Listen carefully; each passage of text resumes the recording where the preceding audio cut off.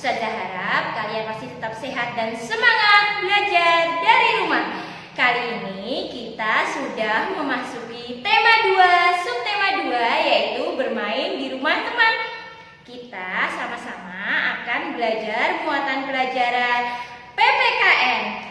Di sini kita belajar aturan bermain di rumah teman, manfaat mematuhi aturan, serta akibat tidak mematuhi aturan. Kita awali pelajaran PPKN dengan baca basmalah bersama. Bismillahirrahmanirrahim. Siapkan alat tulis kalian, bahan belajar daring kalian, serta buku tematik kalian. Kita mulai saja ya. Dimanapun kita pasti akan menemui aturan, baik itu di rumah, di sekolah, di masyarakat, maupun di jalan.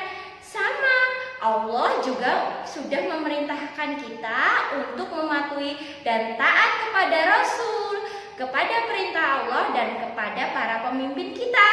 Seperti surah An-Nisa ayat 59. Ya ayyuhalladzina amanu atiullaha wa atiur rasulah wa ulil amri minkum. Wahai orang-orang yang beriman, taatilah Allah, taatilah Rasul dan ulil amri di antara kalian. Quran surat An-Nisa ayat 59. Nah, Allah saja sudah berfirman demikian. Maka dimanapun kita berada, kita harus taat kepada aturan.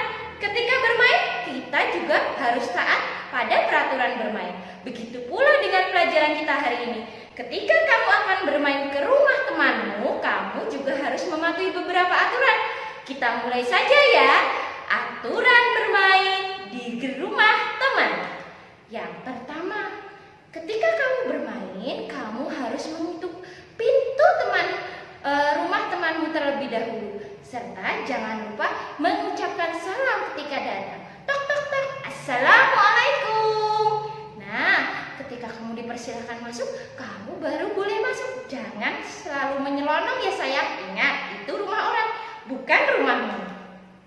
Aturan bermain yang kedua adalah kamu juga tidak boleh memasuki kamar pribadi orang lain tanpa izin.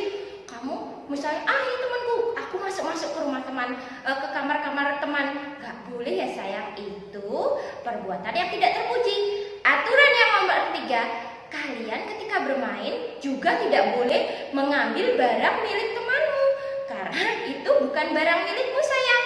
Aturan yang ketiga, ketika dipersilakan duduk, kamu harus duduk dengan sopan, seperti pada gambar ini. Jangan malah kamu berdiri misalnya di atas kursi, itu perbuatan tidak terpuji. Aturan yang kelima, ketika bermain ke rumah teman, kamu juga harus menyapa. Menyapa itu berkata, assalamualaikum tante, assalamualaikum om, seperti itu. Harus dengan senyum, santun dan sopan. Yang keenam, kamu juga harus merapikan peralatan setelah bermain. Ketika bermain dengan teman-temanmu, kamu bermain dengan mainan milik temanmu, kamu juga harus merapikannya ya sayang setelah bermain.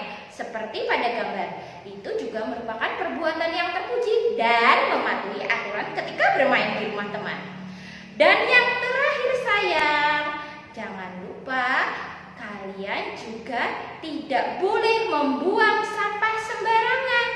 Kalau hal ini seperti pada gambar terjadi, satu, pemilik rumah menjadi tidak senang. Yang kedua, kamu juga mengotori rumah orang lain karena ini tidak mematuhi aturan bermain di rumah teman.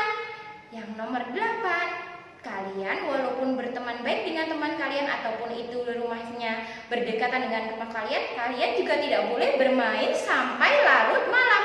Ingat, bermain tidak boleh lupa waktu. Dan yang terakhir, ketika akan pulang, kamu hendaknya berpamitan kepada pemilik rumah, tidak hanya kepada temanmu ya sayang.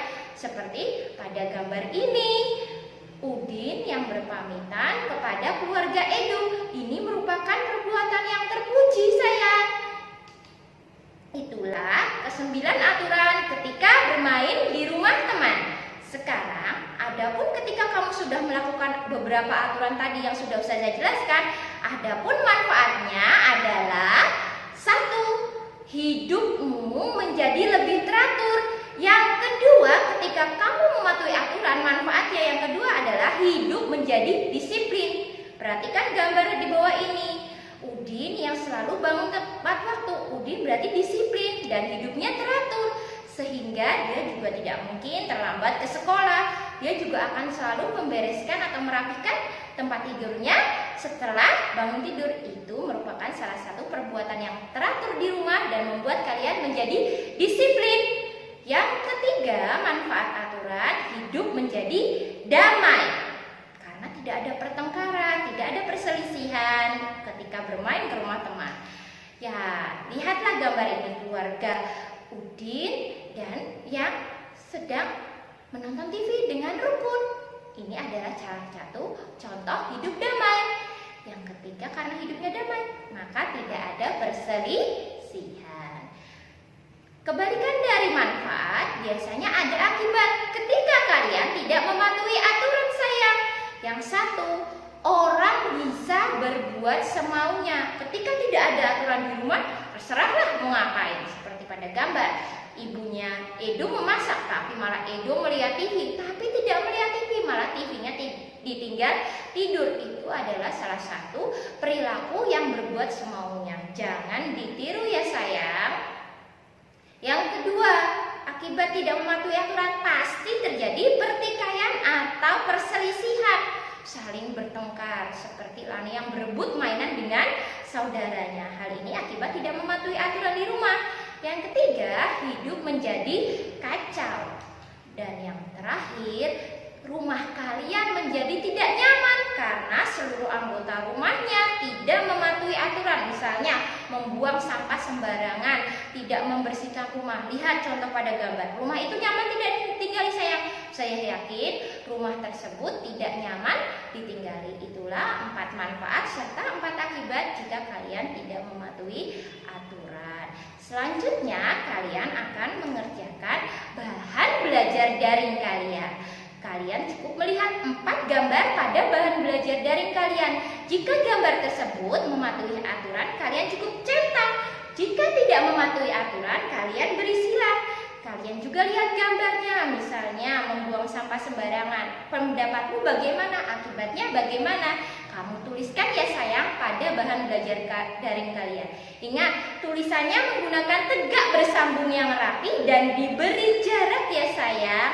Sampai jumpa pada pelajaran berikutnya. Semoga pelajaran kali ini bermanfaat. Akhirul kalam. Astaghfirullahaladzim. Wassalamualaikum warahmatullahi wabarakatuh.